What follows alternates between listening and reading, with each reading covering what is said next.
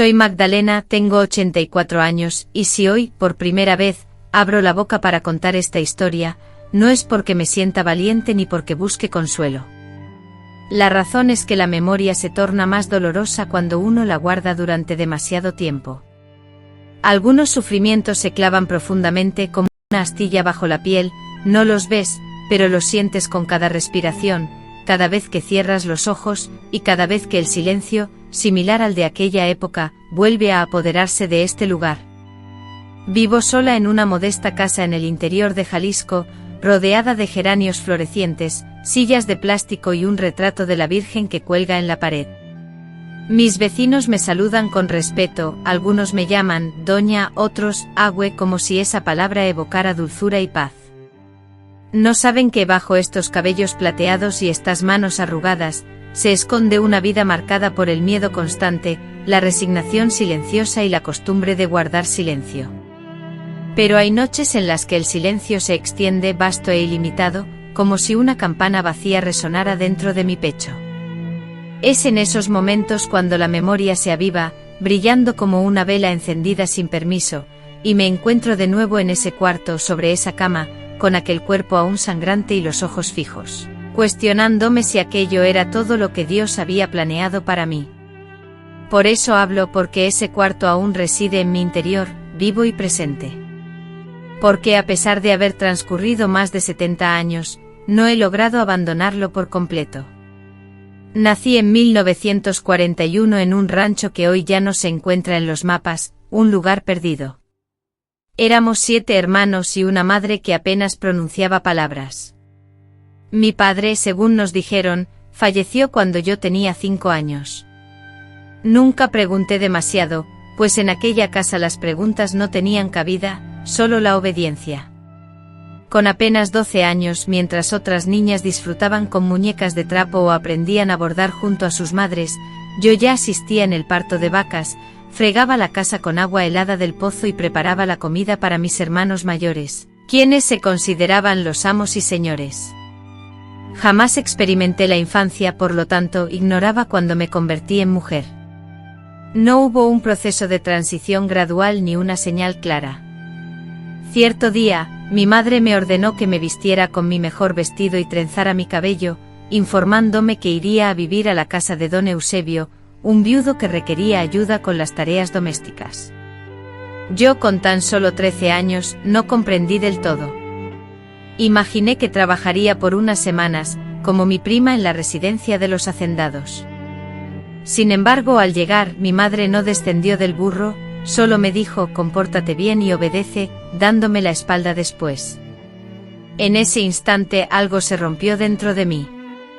Ese fue mi primer abandono, el más sutil, el que más profundo dolor causó.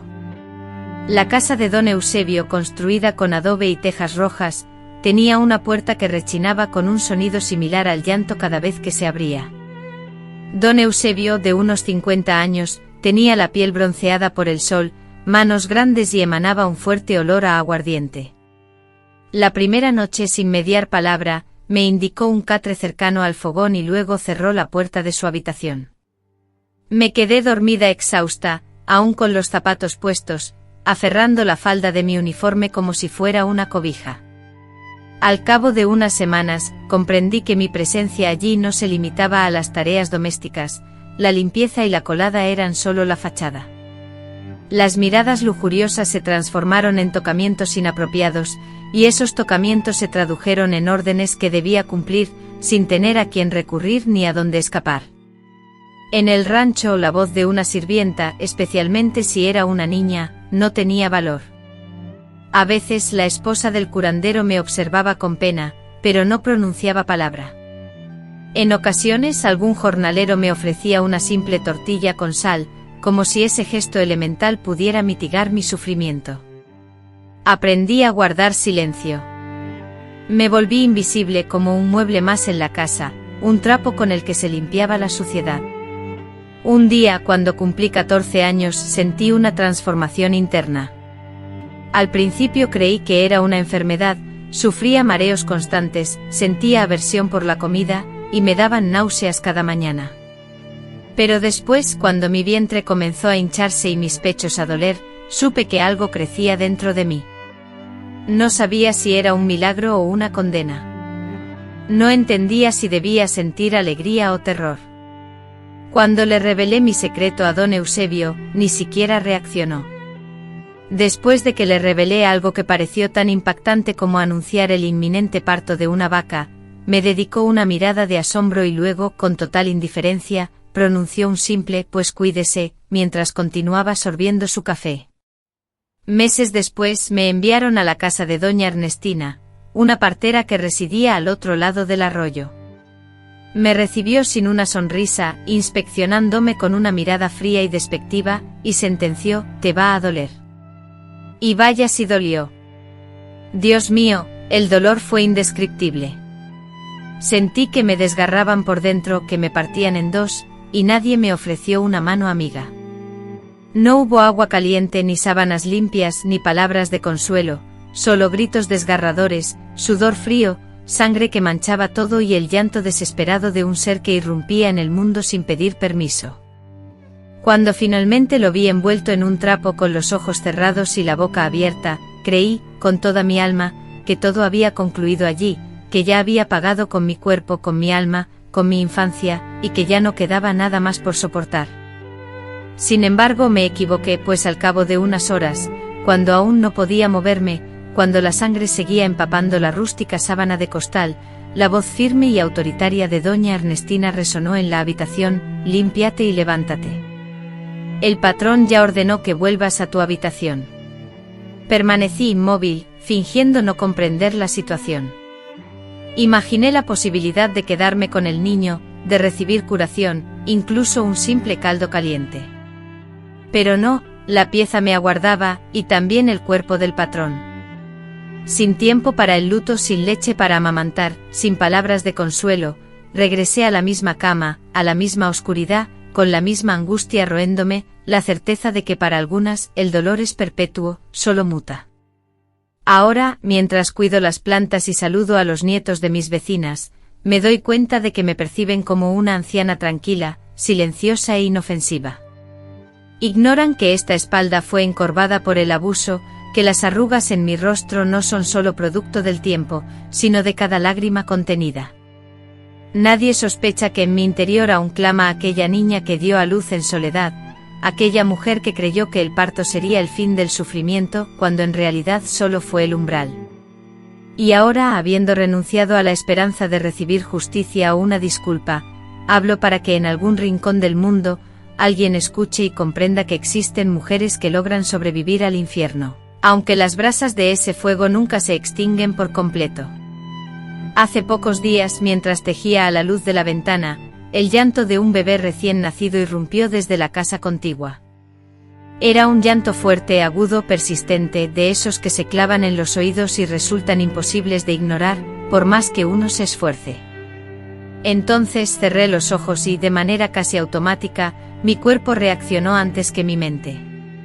Sentí un tirón en el pecho, un dolor antiguo que no provenía de los huesos ni de los años, sino de un lugar desconocido, sin nombre, pero con una memoria implacable. Era como si el llanto ajeno, fresco y reciente, hubiera logrado abrir una puerta que había permanecido sellada durante décadas. Reviví mi propio grito, mi propio dolor, aquella madrugada en la que mi cuerpo, aún confundido, no lograba entender lo que había sucedido, y sin embargo, me exigían levantarme, limpiarme y volver a la habitación. Jamás imaginé que los recuerdos tuvieran sonido, pero el llanto de aquel bebé desencadenó una avalancha de imágenes, la sangre escurriendo por mis piernas, el frío penetrante del piso de tierra, el silencio sepulcral de la partera, el olor rancio y mohoso de la sábana, la forma desesperada en que me cubrí con la falda rasgada para ocultar la desolación que quedaba de mí. Con frecuencia asumimos que el pasado está sepultado, que el tiempo, cual implacable verdugo, lo reduce a polvo. Sin embargo, basta un simple sonido, un aroma particular, una palabra insignificante para que todo retorne con la misma intensidad con la que lo experimentamos en aquel entonces. Y ese día, al escuchar aquel llanto, comprendí que yo nunca me había marchado de allí, que solo había aprendido a caminar con los ojos vendados. A partir de ese instante una urgencia inexplicable me invadió, una fuerza interna que me impulsaba a hablar, a excavar en mis entrañas, a desenterrar del fondo de mi pecho todas aquellas palabras que se quedaron sin decir en su momento. Es sumamente difícil describir la sensación que embarga a quien ha vivido durante tantos años con la boca sellada. Sentía como si una piedra áspera y afilada se hubiera atascado en mi garganta, una presencia extraña que con el tiempo se fusionaba con mi ser, hasta que al decidir arrancarla, descubrí que había dejado huellas profundas deformando mi interior. El recuerdo de aquella piedra, la memoria de la casa donde fui utilizada y relegada, comenzó a atormentarme con una intensidad renovada. Cada detalle regresó a mí con la fuerza de una vivencia actual, los pasos lentos y pesados resonando en el pasillo, el crujido de la madera bajo mis pies, la forma en que la luz pálida del amanecer se filtraba por la rendija de la puerta, las voces apagadas y las respiraciones llenas de resignación. Reviví el recuerdo de la mujer que remendaba las toallas viejas para convertirlas en pañales para mí, una vecina que nunca me reveló su nombre, pero que en ocasiones me dejaba una humeante taza de caldo en el alféizar de la ventana. Ella lo sabía, todos lo sabían, pero nadie hablaba, porque en aquellos tiempos, en esos pueblos, las cosas se aceptaban sin cuestionamiento. Si eras mujer, debías soportar. Si eras pobre, debías mostrar gratitud. Si eras joven, debías obedecer. Y siendo todo eso, no puedo precisar cuántas veces, mientras yacía sobre aquel jergón de paja, con el cuerpo destrozado y el espíritu silenciado, soñaba con el retorno de mi madre. La imaginaba entrando precipitadamente por la puerta, corriendo hacia mí, estrechándome entre sus brazos, envolviéndome en su rebozo y susurrando que todo había sido un error, que me sacaría de allí, lejos de cualquier peligro. Sin embargo, ese instante anhelado nunca se materializó.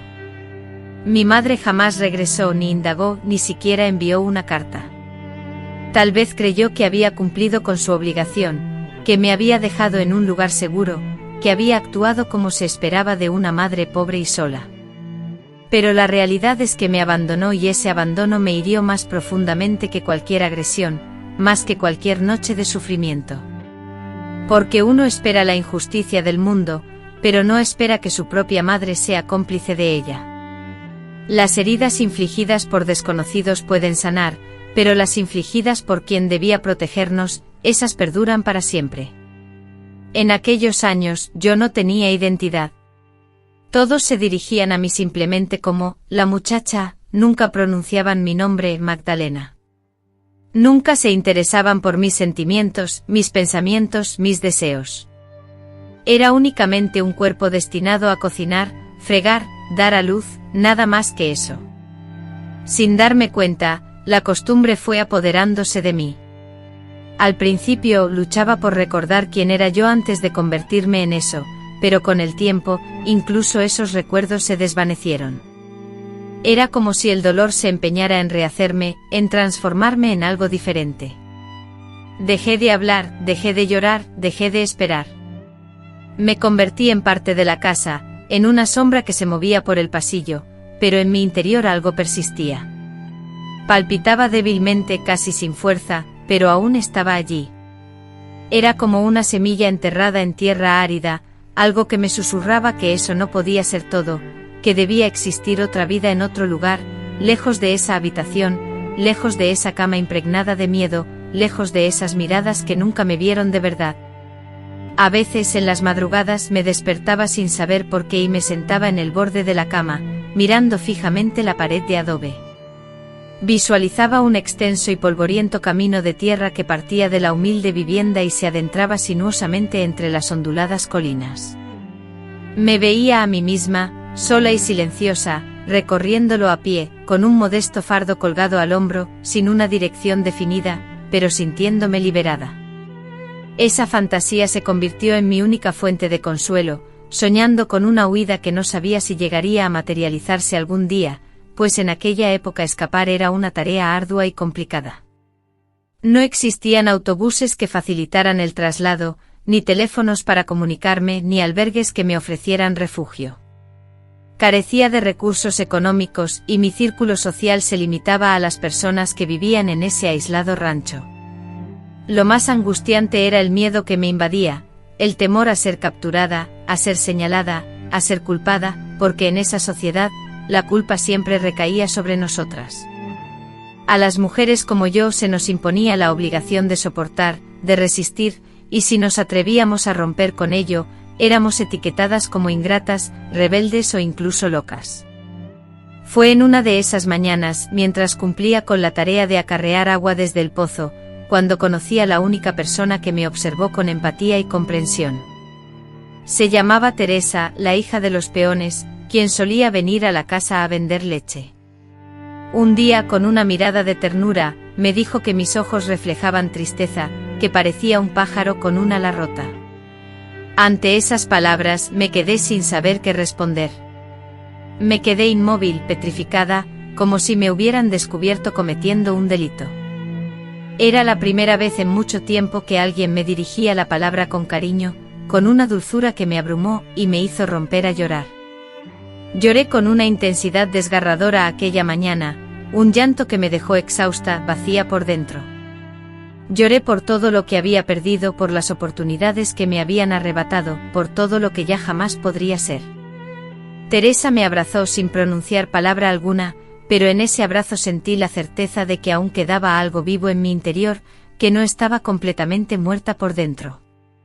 Fue por eso, tras escuchar el llanto de aquel bebé días atrás, que supe que había llegado el momento de romper el silencio, porque el silencio es una prisión y yo había estado enjaulada demasiado tiempo. Sabía que había mujeres que como yo me estaban escuchando, mujeres que tal vez habían vivido experiencias similares y seguían creyendo que debían callar, pero no debían. Callar nos corroe por dentro, nos pudre, nos transforma en piedra. Y yo ya no quería ser de piedra, quería ser yo misma, aunque fuera mayor, aunque temblara, aunque sintiera dolor. El tiempo que siguió al parto fue una niebla espesa, una oscuridad que se extendió durante años. Ignoro cuántos días transcurrieron antes de que la tortura de cada paso dejara de ser un tormento, antes de sentir que mi cuerpo, al moverse, no se quebraba en dos. En esa casa nadie se preocupó por mi dolor, por mi temperatura o por si el bebé lograba alimentarse.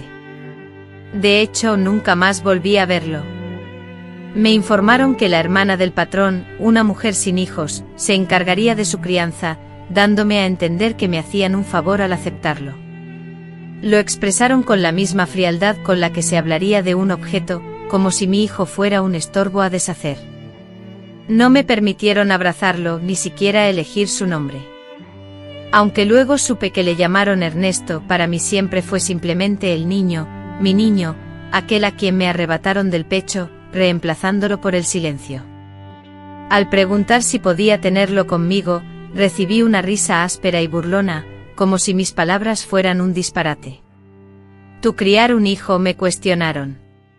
Me tragué la humillación, porque ya había aprendido a no discutir, a no levantar la voz, a no solicitar más de lo que me ofrecían. Había aprendido a callar, a resignarme con tal de no empeorar mi situación. La habitación donde debía dormir, un cuarto construido con adobe y suelo de tierra, no tenía ventanas y solo albergaba una cama hecha de varas que gemía con cada movimiento, me recibió de nuevo. Me arrojaron a la misma oscuridad que me había engullido desde los 13 años, ignorando el parto que me había transformado para siempre, como si fuera una simple interrupción en el continuo de abuso. Don Eusebio, con el mismo aliento a tabaco y aguardiente, con sus manos pesadas y gestos desprovistos de cariño, entraba sin pedir permiso, como quien accede a una bodega por un costal o a un cobertizo por una herramienta vieja. Yo, inmóvil, observaba el techo sin derramar lágrimas, sin pronunciar palabra. En ocasiones me imaginaba flotando fuera de mi cuerpo, elevándome sobre la cama, sobre el adobe, escapando del rancho hacia un lugar donde nadie me tocara, donde nadie me obligara a regresar a esa habitación. Durante el día hacía de todo. En la hacienda mi día comenzaba lavando la ropa sucia del patrón y de todos los peones. Luego debía preparar la comida para 10 hombres hambrientos, y a cambio, solo me daban una tortilla fría para mí.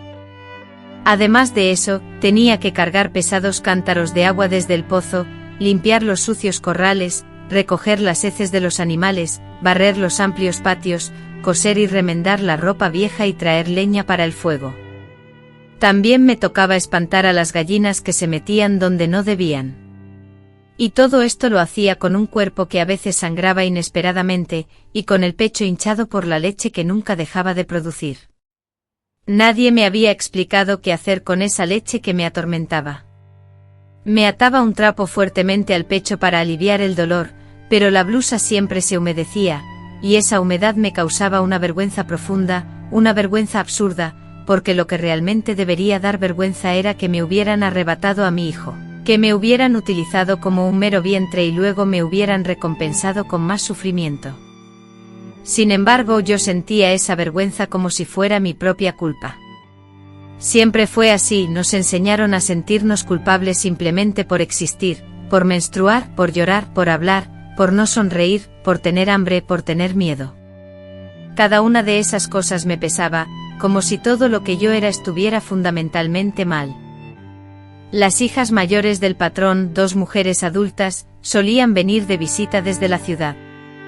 Fue Lucrecia, una de ellas, quien se llevó a mi hijo. Me dirigía miradas llenas de una lástima que se disfrazaba de caridad. Un día, como si me concediera una promesa, me dijo que si me portaba bien, cuando mi hijo fuera mayor, podría escribirle. Pero yo, que nunca había pisado una escuela, que no sabía leer ni escribir, ni siquiera entendía cómo funcionaba una carta, cómo iba a comunicarme con un hijo que no me conocía, que me vería como una extraña, que quizás me llamaría muchacha. Si nos cruzáramos por la calle, la verdad era que Lucrecia buscaba aliviar su culpa, encubrir con generosidad lo que en realidad era un robo consentido. Porque eso fue, me robaron a mi hijo, lo arrancaron de mi vientre y lo entregaron a otros, justificándose en que yo era solo una niña, una sirvienta, una ignorante. Quizás lo era, pero también era su madre. Y nadie me preguntó si estaba dispuesta a renunciar a ese derecho. Los años transcurrieron. Empecé a percibir el paso del tiempo con una velocidad inusual en mi cuerpo. A los 20 años, mi apariencia reflejaba la de una mujer de 30, y al llegar a los 30, mi rostro y figura denotaban los 50. Mi cabello, antes oscuro y abundante, se cubrió prematuramente de canas, un signo visible del envejecimiento acelerado. Mi espalda, por la constante carga de responsabilidades y sentimientos ajenos, se encorvó prematuramente, doblegada bajo el peso de obligaciones, culpas y recuerdos dolorosos. Con frecuencia me miraba en el espejo metálico colgado en el baño trasero, y la imagen que me devolvía me era extraña y ajena, unos ojos vacíos, una boca permanentemente apretada, y una piel marchita y sin vida. Nunca experimenté la risa espontánea y liberadora, ni me vestí con la elegancia que anhelaba, ni me atreví a maquillar mis labios con la alegría del color. Jamás me permití expresar mis deseos ni perseguir mis anhelos. Me convertí en una mera herramienta, un mecanismo que servía incesantemente a los demás, olvidándome por completo de mi propia existencia. Lo más doloroso fue que con el tiempo internalicé esta realidad, creyendo que este era mi destino, que esta era la vida que me correspondía. Jacinto, el joven peón, me observaba con compasión en su mirada. De vez en cuando, dejaba fruta fresca en el lavadero como un gesto silencioso de bondad, o me saludaba con una sonrisa breve y amable, pero nunca se acercaba más. No lo culpaba, entendía que mi presencia irradiaba un aura de tristeza y quizás un cierto temor. Nadie desea involucrarse en el dolor ajeno, nadie quiere asumir las cargas de otro. Él, siendo una persona de buen corazón, se mantuvo distante con el paso del tiempo. Lo vi contraer matrimonio con una mujer alegre, de rostro redondo y una piel libre de cicatrices del pasado. Tuvieron descendencia, y abandonaron el rancho. Los observé partir, sintiendo una combinación de alivio y envidia. Alivio porque él no compartiría el destino del patrón. Envidia porque ella experimentaría la vida que a mí me fue negada. A los 25 años falleció don Eusebio, víctima de un ataque cardíaco repentino. Lo hallaron en su hamaca con el sombrero sobre el rostro y una botella vacía en el suelo. Nadie derramó lágrimas, nadie se sorprendió, solo comentaron que era su momento. Y para mí, ese suceso marcó el comienzo de algo nuevo, aunque no lo comprendí de inmediato. Las hijas de don Eusebio llegaron para gestionar los trámites de la herencia, y una de ellas me ofreció la posibilidad de quedarme a cargo del cuidado de la casa ahora desocupada. Respondí con un rotundo no. Por primera vez en mi vida, dije que no. Sin saber mi destino, sentí la ineludible necesidad de escapar de ese lugar, de esas paredes que habían sido testigos de mis silencios y mi dolor. Metí mis escasas pertenencias en una bolsa de yute, calzándome los únicos zapatos que tenía, y emprendí la caminata hacia el pueblo más cercano. Tenía 25 años sin planes definidos, pero con la firme convicción de no querer acabar mis días en el mismo lugar donde me habían destrozado por dentro. En el pueblo conseguí trabajo lavando ropa ajena y me hospedaba en una pensión compartida con otras mujeres, la mayoría solitarias, cada una con sus propias historias silenciadas. Una de ellas, Mercedes, me enseñó a leer con gran paciencia y cariño. Con ella escribí mi nombre por primera vez, Magdalena. Doblé ese papel con mi nombre y lo guardé en mi sostén, como un tesoro precioso. Años después, ya con 50 años, supe por una vecina que un joven llamado Ernesto había preguntado por mí en el pueblo, preguntando si una mujer llamada Magdalena había trabajado en el rancho de su tía. Sin embargo, no me encontró. Aunque ya no residía en ese lugar, recibí una carta, una única hoja escrita con una caligrafía decidida. En ella me revelaba su identidad, aunque tardíamente, pero me la reveló. No emitía ningún juicio. Simplemente quería informarme de que se encontraba bien, de que me había buscado y que finalmente me comprendía. Atesoré esa carta como se guarda un fragmento de alma rescatado. A partir de ese momento mi mundo interior sufrió una transformación, no en cuanto a mis posesiones o carencias materiales, sino en mi ser. Entendí que a pesar de haberme despojado de todo, de robarme los años, los afectos, la infancia de mi hijo y la integridad de mi cuerpo, no lograron extinguir mi nombre. Y ese nombre, plasmado con tinta imperfecta, con trazos vacilantes pero valientes, era lo único que me pertenecía íntegramente. Durante mucho tiempo concebí la vida como una experiencia que debía soportarse, similar a una lluvia persistente que se espera termine por sí sola. Me había resignado al dolor, al silencio, a esa penumbra en la que uno pasa desapercibido, y ni siquiera contemplaba la posibilidad de un cambio. Tras abandonar el rancho y mudarme al pueblo, no fue por una aspiración de una vida diferente, sino por el fallecimiento del patrón, que desmoronó la organización que lo sostenía. Yo solo aproveché la fisura que se abrió. Comencé a ganarme la vida en casas ajenas, realizando tareas domésticas, limpiando, cocinando, planchando.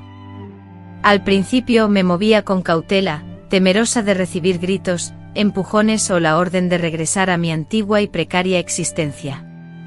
Pero nada de eso ocurrió. Algunas mujeres eran distantes, otras amables. Nadie me agredió, nadie me forzó. Fue en esa inesperada normalidad donde sentí una extraña sensación, la sospecha de que había vivido años en un infierno que no era inevitable, que no era algo común. Esa sospecha creció dentro de mí como una semilla. Una tarde, mientras limpiaba la cocina de doña Carmen, una viuda mayor que me empleaba 2 veces por semana, escuché a su nieta leer en voz alta un cuento de un libro escolar. Era un cuento sencillo, la historia de una niña que deseaba plantar un árbol, pero se lo impedían. A pesar de las negativas, ella persistía, y al final el árbol brotaba. El cuento, sin ser grandioso, me conmovió profundamente. Era tierno, pero la voz de la niña, clara y firme, me produjo un nudo en la garganta. Me vi a mí misma, con 8 años, llena de sueños. Soñaba con estudiar, con tener lápices y cuadernos como los niños ricos, con aprender a leer y con que mi madre me peinara con un lazo para ir a la escuela. Recordé mis mañanas moliendo maíz, y como los hombres pasaban a caballo, mirándome como si fuera parte del paisaje, una planta más sin historia.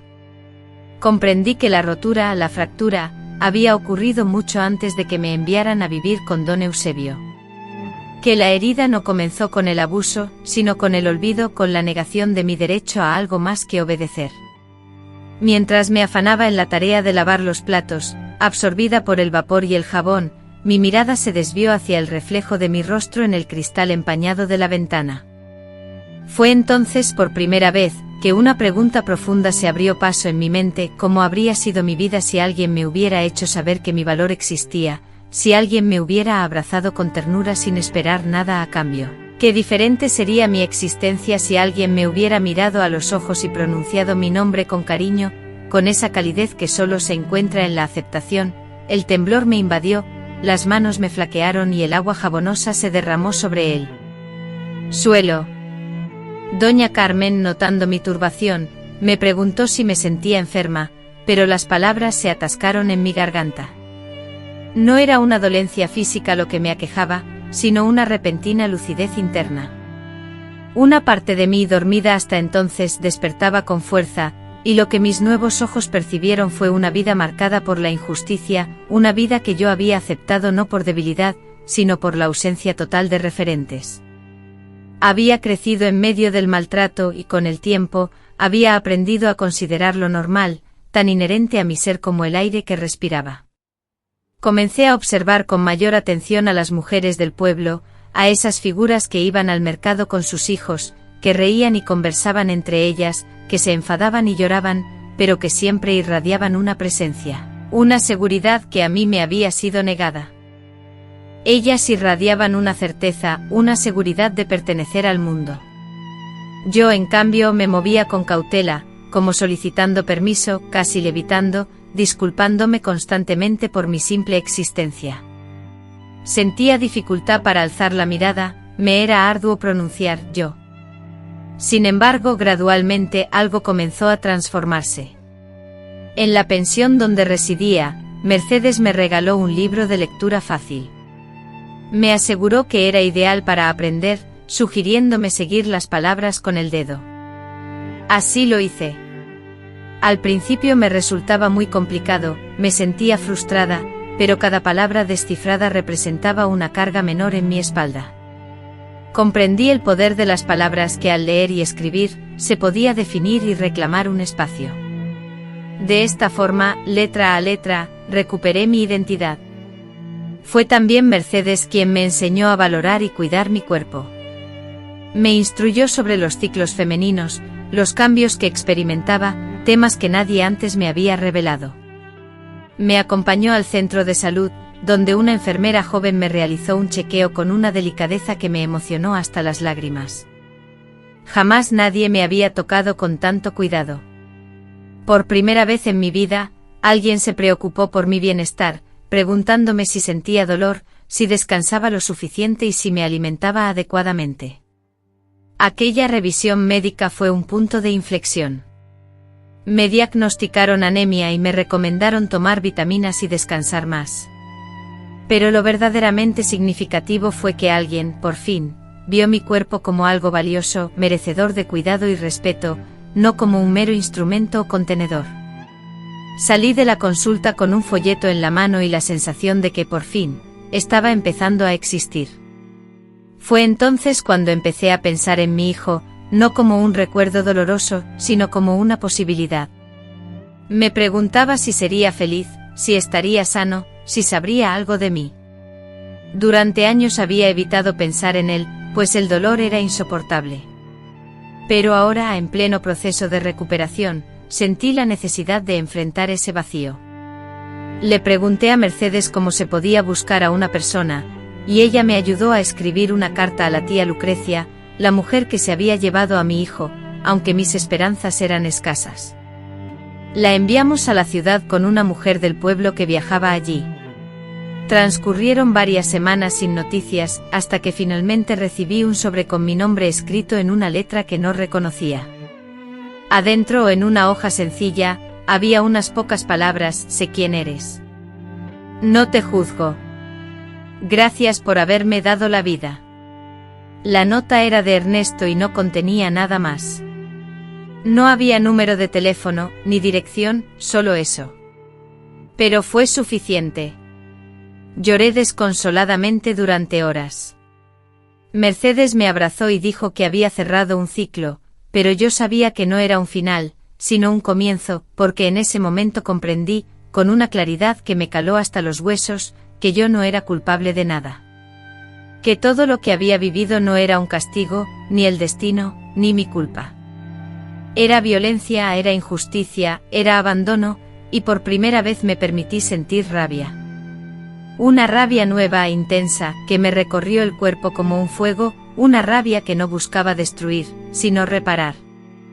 No contra mi madre, que quizás actuó por miedo, ni contra el patrón, que se aprovechó de su posición, ni contra las mujeres que prefirieron desviar la mirada, sino contra la estructura completa que hizo posible el abuso. Contra el silencio que ahogaba las vidas de mujeres como yo, contra la creencia de que guardar silencio era valeroso y soportar, una virtud. A partir de entonces empecé a hablar primero con Mercedes, luego con otras mujeres de la pensión, y después con las chicas jóvenes que buscaban ayuda o consejo. Les relataba fragmentos de mi experiencia, no para que sintieran pena, sino para que entendieran que no estaban solas, que el sufrimiento que sentían tenía un nombre y que lo que vivían era normal, y cada vez que hablaba, sentía que la pesada carga que oprimía mi pecho se aligeraba un poco más. Después de años de lucha, finalmente había alcanzado la serenidad.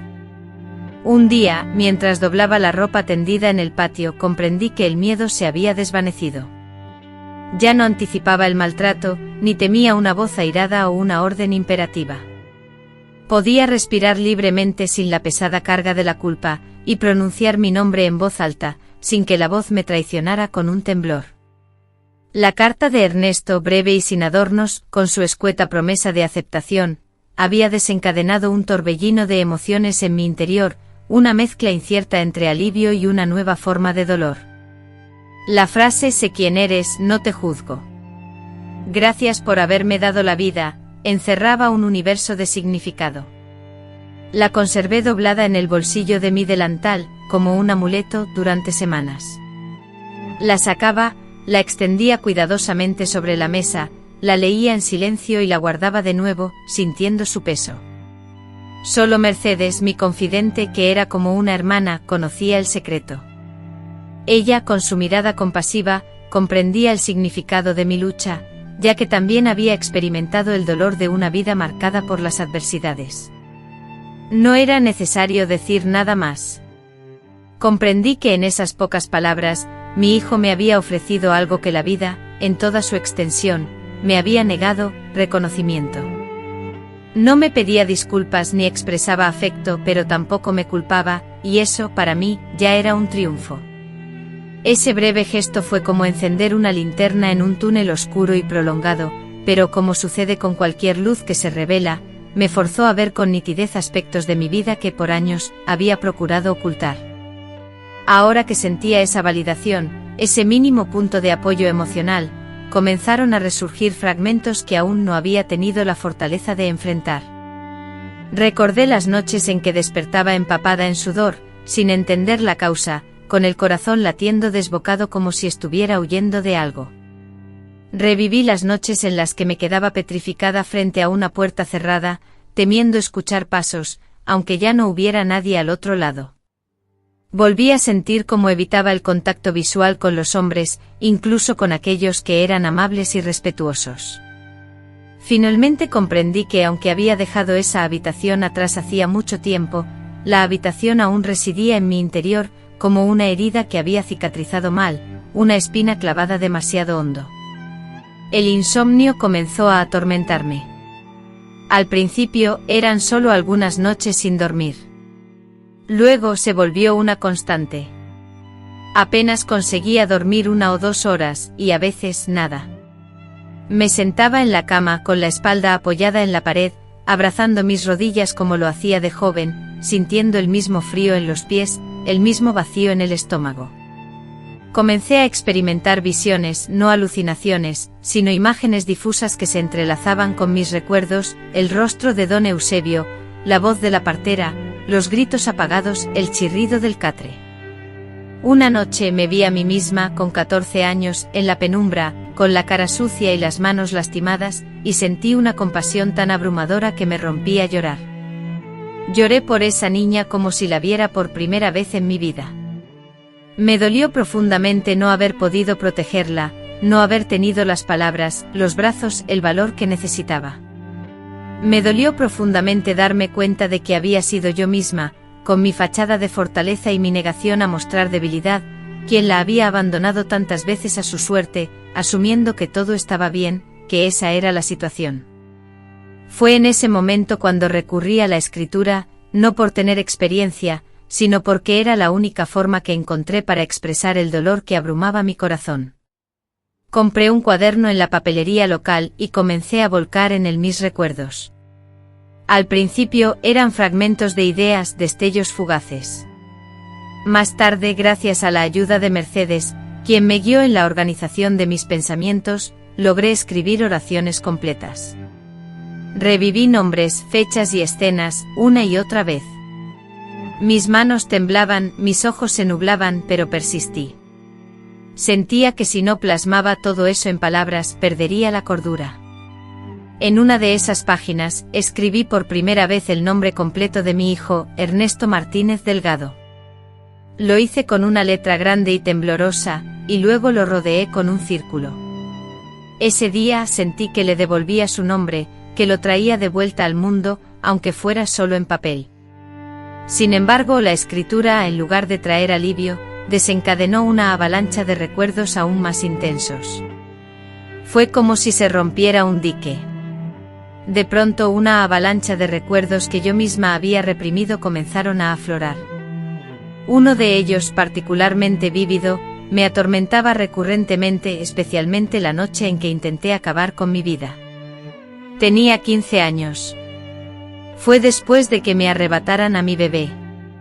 Nunca se lo había contado a nadie, ni siquiera a Mercedes. Tomé un frasco lleno de pastillas para el dolor que la señora Lucrecia guardaba en el cajón de su cómoda. No sabía la dosis correcta.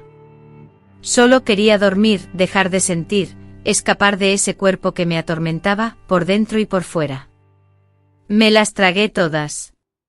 Desperté al día siguiente sintiendo náuseas, cubierta de sudor frío, y sin haber logrado mi objetivo. Nadie se percató, nadie preguntó. Me levanté y continué con mis tareas domésticas como si nada, como si no hubiera cruzado la delgada línea entre la vida y la muerte. Y ahora, al revivir esa experiencia, me horroriza pensar que aquella adolescente de 15 años, completamente destrozada y sola, no tenía a nadie en quien confiar, ni una mano amiga, ni una palabra de consuelo, absolutamente nada. Desde entonces las pesadillas se volvieron más frecuentes. En una de esas pesadillas volvía a dar a luz, pero en lugar de un bebé expulsaba de mi interior un grito. Un grito palpable, lleno de sangre, que se movía por el suelo como una bestia malherida. Despertaba sobresaltada, con el cuerpo empapado en sudor, completamente desorientada. Mercedes me persuadió de que fuera a Bavier, a ver a una psicóloga que ofrecía consultas en el centro comunitario. Yo era escéptica, nunca había creído en esas terapias, pero accedí a ir. La psicóloga era una mujer joven con una voz amable, que me escuchó atentamente sin interrumpirme ni una sola vez. Le relaté mi historia, fragmento a fragmento. Ella no hizo ningún comentario. Después me ofreció un vaso de agua y me dijo: usted sobrevivió, pero ahora tiene derecho a vivir. Me aferré a esas palabras con la fuerza de alguien que se agarra a una soga en medio del océano, porque hasta entonces, solo había existido, superando un día tras otro sin darme cuenta de que eso no era lo mismo que vivir. Poco tiempo después, una vecina me informó que Ernesto había vuelto a pasar por el pueblo y que había preguntado por mí. No dejó ninguna dirección ni número de teléfono, pero me hizo llegar una segunda carta. Esta vez, la carta era más extensa. No sé si soy la persona que esperabas, pero necesito decirte que tengo una hija. Se llama Marina. A veces la observo y me pregunto si tú me miraste de la misma manera. No logro definir mis sentimientos. Solo sé que sentí la necesidad de encontrarte. Agradezco que no hayas abandonado la esperanza. Me senté en una banca de la plaza a leer tu carta y lloré abiertamente sin importar la presencia de otros. Ya no me importaba si me veían, ni sentía vergüenza de mis lágrimas, porque esa carta representaba una forma de reconciliación.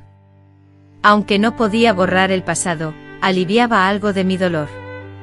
Saber que tenías una hija y que pensabas en mí sin odio, me devolvió una parte de mi vida que creía extinguida. Sin embargo, también despertó una nueva tristeza, el tiempo perdido, los abrazos que no pude darte, los cumpleaños que no celebramos juntos, los momentos difíciles que no compartimos. Me atormentaba la duda de si sentiste alguna vez rabia hacia mí, si me imaginaste como una madre que te había abandonado. A pesar del profundo dolor que sentía al aceptar que nuestro vínculo, una vez completo, jamás podría restaurarse por completo, que solo nos quedaba esa tenue conexión a través de palabras escritas en momentos inoportunos, opté por no permitir que la culpa me consumiera. Comencé a redactarle cartas que nunca envié, en las que compartía los detalles cotidianos de mi vida, el crecimiento de los geranios en mi balcón, el paso fugaz de los pájaros por la ventana, el punzante dolor en mi rodilla los días lluviosos. Le escribía como si su presencia fuera constante, como si lo tuviera a mi lado. Era mi manera de buscar cercanía, de expresarle que aunque la distancia nos separaba, siempre fui su madre. Fue entonces, en medio de ese ejercicio constante de recordar, escribir y sentir, que comprendí que lo más terrible no había sido el abuso, ni el silencio, ni la pérdida, sino la soledad. Esa soledad que te hace invisible, que te persuade de tu inexistencia cuando nadie te nombra, cuando nadie te toca con amor.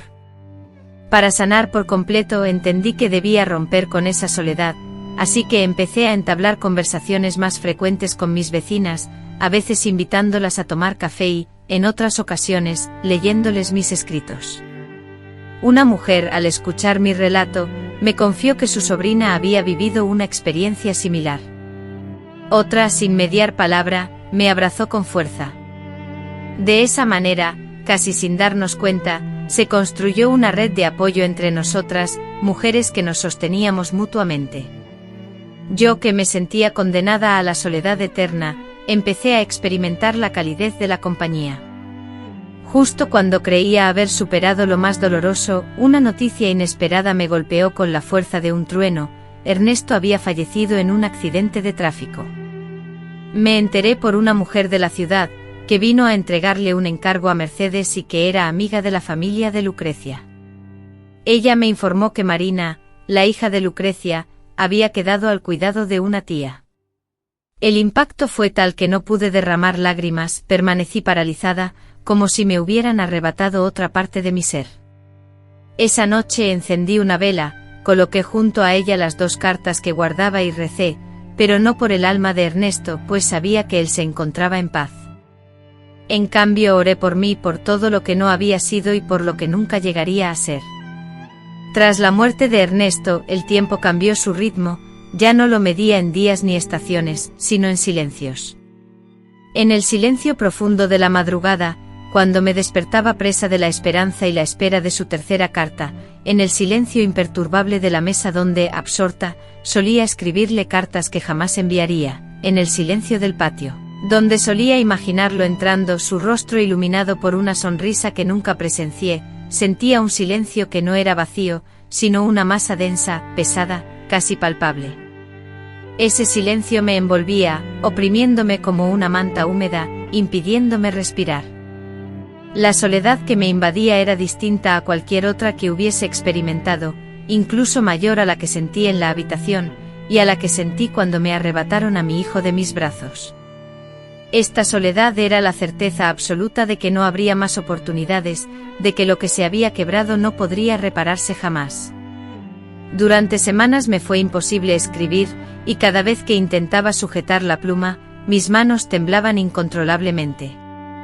La sola idea de Marina, la hija de Ernesto, me sumía en una culpa inmensa, una culpa cuyo origen desconocía por completo, ya que yo no tenía responsabilidad alguna en lo sucedido. Sabía la verdad, pero la duda me atormentaba, y si hubiese sido una madre más presente, y si hubiese luchado con más fuerza para protegerlo, y si no me hubieran encadenado a esa vida de servidumbre. Me repetía una y otra vez que yo también fui una niña cuando me lo arrebataron, que no pude protegerlo porque nadie me protegió a mí. A pesar de ello, el dolor era inmenso, saber que mi hijo se marchó sin que pudiera tocar su rostro, sin dirigirle una sola palabra, sin acariciarle la frente como hacen las madres cuando sus hijos enferman. Me dolía la idea de que Marina creciera sin él, tal como él creció sin mí. Una tarde lluviosa, mientras realizaba las tareas domésticas con movimientos automáticos, encontré debajo del mantel una de las cartas que nunca llegué a enviarle. Estaba arrugada, manchada por la humedad, con la tinta borrosa. Al leerla, una fuerza inusitada me recorrió. No era tristeza, sino una determinación profunda y renovada. No podía permanecer inerte, no podía permitir que la historia concluyera así. Decidí entonces buscar a Marina. Dudaba si Marina me aceptaría, si me ignoraría, pero necesitaba intentarlo. Era imprescindible que ella supiera mi historia, no para buscar perdón, sino porque tenía el derecho de conocerla. Las niñas también sufren por secretos que no son suyos, y si yo lograba romper uno, aunque fuera solo uno, quizás se pudiera mitigar un poco el dolor acumulado. Con la ayuda de Mercedes, conseguí contactar a una mujer en la ciudad que conocía a la familia de Lucrecia, y me informó que Marina vivía con una tía lejana que estaba estudiando, y que tenía 14 años. Al escuchar su edad, me quedé sin habla. Yo tenía esa misma edad cuando me arrebataron a Ernesto. El tiempo parecía haberse cerrado en un círculo extraño, cruel y lleno de resonancias. Le pedí a la mujer que me proporcionara una dirección, una forma de comunicarme con ella, y me sugirió que podía enviarle una carta. Así lo hice. Escribí durante días sin saber cómo empezar. Finalmente en la carta escribí: querida Marina, soy tu abuela Magdalena, una mujer que anheló ser madre y no lo logró. Y finalmente simplemente puse: soy quien le dio la vida a tu padre. No deseo nada en particular. Solo quiero que sepas que existo y que a pesar de no haber estado físicamente presente en tu vida, nunca dejé de pensar en ti. Transcurrieron semanas sin obtener respuesta. Llegué a creer que ese momento nunca llegaría. Y entonces, una mañana, mientras tendía ropa en el patio, Mercedes apareció corriendo con un sobre en la mano. Lo abrí con dificultad, sintiendo temor y con el corazón latiendo con fuerza. Dentro encontré una carta escrita con una letra juvenil, insegura pero dulce. Decía: abuela, gracias. Papá hablaba de ti. No mucho, pero lo hacía. Decía que eras fuerte y que le contaste lo más importante. No sabía si escribirte, pero ahora lo hago porque quiero conocerte, porque no tengo a nadie que me hable de él y porque si tú sigues aquí, entonces algo de él también permanece. Leí esa carta una y otra vez hasta que el papel se suavizó como tela. No podía creer lo que estaba leyendo. Marina quería conocerme, no me odiaba, no me rechazaba y me llamaba abuela. Esa palabra me rompió en 1000 pedazos.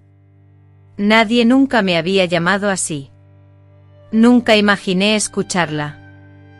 A pesar de todo, allí estaba escrita, con una caligrafía aún inestable, como si ella misma estuviera aprendiendo a dar nombre a su propia vida. Poco tiempo después, nos encontramos. Fue un encuentro simple, en una plaza cualquiera.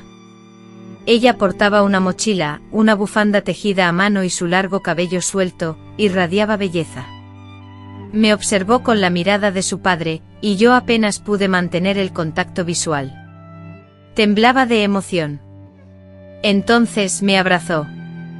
Al principio no pronunció palabra, solo me estrechó entre sus brazos. Y en ese abrazo, sin necesidad de palabras, comprendí que todo lo que había vivido, todo el sufrimiento y todo lo que me habían arrebatado, no fue en vano, porque aquel abrazo cerraba una herida que había permanecido abierta por décadas, porque aquella niña era la continuación de algo que me habían quitado, pero que de alguna forma había sobrevivido. Marina me confió que también se sentía sola, que su tía era bondadosa, pero distante y que nunca hablaban del pasado. Me preguntó por su padre, por cómo era el de niño, y yo no supe qué responder. Le conté sobre las cartas, sobre la forma en que descubrí que me había perdonado, sobre la sensación de su cercanía a pesar de su ausencia física. Ella rompió a llorar. Yo también dejé caer lágrimas. Y así, en medio de silencios profundos, iniciamos la construcción de algo nuevo, no una unión perfecta, ni una relación exenta de dificultades, sino una verdad compartida. Ella me permitió hablar libremente, me escuchó atentamente, me hizo preguntas y por primera vez, una persona joven, alguien que podría haberme juzgado, optó por no hacerlo. Ese día, al volver a mi hogar, me senté en la mecedora y contemplé el cielo. Las nubes se desplazaban lentamente, los rayos del sol se filtraban entre las ramas de los árboles y sentí una paz desconocida hasta entonces. No era alegría ni tampoco felicidad, sino algo más profundo, la certeza de que, a pesar de todo, había sobrevivido con propósito, que mi historia no era solo sufrimiento sino también un testimonio valioso y que mi voz, aunque temblorosa, había logrado llegar a su destino. Porque cuando Marina, aquella niña a la que cuidé y que ahora me llamaba abuela, y me abrazaba sin reservas, sin dudar, entendí que hasta las vidas más marcadas por el dolor y la adversidad pueden dejar una huella hermosa y llena de esperanza. Como un faro en la oscuridad, que incluso de la miseria, como del barro, pueden brotar flores hermosas, y que incluso nosotras, las que fuimos calladas, las que no tuvimos voz, podemos ser escuchadas al final.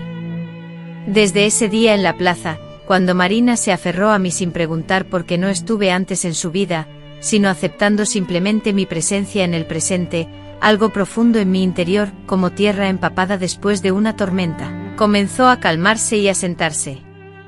No diré que todo sanó por completo, porque eso sería una mentira, existen heridas que nunca se cierran del todo, solo aprendemos a vivir con ellas. El cuerpo, a pesar de que lo limpies y cuides, guarda memorias en la piel, en la postura, en la forma en que caminamos o en cómo apretamos los dientes al dormir, recordándonos el pasado. Pero lo que sí cambió fue el peso que cargaba cada día, esa losa invisible y pesada que me hundía, que me arrastraba desde mi juventud. El recuerdo de entonces, aunque aún evocaba tristeza, ya no me atormentaba como antes. Era como contemplar una fotografía antigua, descolorida y con los bordes gastados, un tesoro que atesoraba a pesar del dolor que me producía. Marina comenzó a visitarme con frecuencia, y juntas compartíamos tardes apacibles. Nos sentábamos a tomar té, y ella me leía fragmentos de lo que escribía en su cuaderno. Me contaba sobre sus clases, sus amigas, los libros que la cautivaban. En ocasiones me formulaba preguntas profundas, indagando sobre la infancia de su padre, si lo había visto reír alguna vez, si se parecía a mí. Yo, con la mayor sinceridad, le respondía a sus interrogantes. Le hablaba de las cartas, de sus palabras, le revelé que, aunque no lo crié, sentía su presencia en mi interior. Le conté que oí su primer llanto, que supe de su existencia desde el instante en que sentí el primer latido en mi vientre. Ella me escuchaba con los ojos brillantes, una mezcla de ternura y melancolía. Nunca me juzgó ni me recriminó con la pregunta ¿por qué no hiciste más?, y ese acto de comprensión, ese silencio compasivo, fue el mayor gesto de amor que he experimentado en mi vida. Con el paso de los años, empecé a redactar mis memorias. No tenía la intención de publicarlas ni de convertirlas en un libro, mi único propósito era dejar un legado. Consideraba que si me marchaba sin relatar mi historia, sin dejar huella, todo lo que había experimentado se desvanecería como un eco en el aire. Deseaba que Marina, y tal vez algún día sus hijos, supieran que esta anciana, con las manos ásperas y la voz grave, había tenido una vida de lucha, pero también de esperanza. Quería que conocieran que, aunque la sumergieron en el pozo del olvido en innumerables ocasiones, siempre encontró la forma de resurgir. No solo fue una víctima, sino también testigo y, en ciertos momentos, protagonista de su propia historia. Deseaba transmitirles que el dolor no se transmite de generación en generación si se comparte, que las heridas no se infectan si se mencionan, y que la verdad, aunque tarde en salir a la luz, siempre tiene valor. Un día, mientras tejía en el patio, Marina me preguntó si había perdonado a su bisabuela, mi madre. Guardé silencio, no porque desconociera la respuesta, sino porque era la primera vez que alguien me hacía esa pregunta. Durante años, la odié con toda mi alma. En mis sueños, la visualizaba muerta, liberándome de su recuerdo. En secreto, mientras la sangre manchaba las sábanas de la cama en el rancho, la maldecía con amargura. La responsabilicé por cada sufrimiento, por cada lágrima derramada. Sin embargo, con el paso de los años, con la vida golpeándome sin cesar, comencé a comprender que ella también fue prisionera de su tiempo, de la pobreza que la asfixiaba, de un sistema implacable que no daba tregua a las mujeres vulnerables. No la justifico, el abandono que sufrí me dolió más que cualquier herida física, pero también sé que las opciones que tuvo fueron escasas. Quizás creyó que al dejarme me estaba abriendo un futuro mejor. Quizás simplemente desconocía el arte de ser madre. Y eso también forma parte de nuestra historia. Por eso sí, la perdoné, porque cargar con ese rencor me asfixiaba, porque no quería odiar a nadie más. Porque el amor que ella me negó lo estoy cultivando ahora, día a día, con Marina. A veces me pregunto si volvería a vivir mi vida tal y como fue, y la verdad es que no sé qué responder. No quisiera volver a sentir el miedo paralizante, ni la oscuridad que me engullía, ni la soledad abrumadora que me acompañó durante tantos años. Sin embargo, si la posibilidad de cambiar todo implicara no haber conocido a Marina, ni haber sentido su abrazo, entonces siento una profunda incertidumbre. Porque ese pequeño milagro, el inesperado reencuentro con algo que creía perdido para siempre, le dio un significado a todo el sufrimiento que había experimentado. Me reconcilió conmigo misma, me proporcionó una identidad, me hizo entender que la vida no se limita a la supervivencia, sino que también reside en la búsqueda de esos momentos de felicidad que nos dan fuerzas. Y ella, Marina, fue esa luz que me iluminó. Ahora, cada mañana al despertar, agradezco al nuevo día por regalarme un nuevo amanecer. Salgo al patio, cuido mis plantas, y leo en voz alta fragmentos de mis cuadernos. A veces Marina me escucha, a veces solo el viento, pero eso ya no me preocupa, porque he perdido el miedo a expresarme, ya no creo que mi voz no tenga valor, ya no soy la muchacha solitaria de la pieza. Ahora soy Magdalena, una abuela, una mujer que ha vivido, que ha luchado, que ha amado, que ha sufrido, pero que también ha logrado reconstruirse. Y esa, para mí, es mi mayor victoria.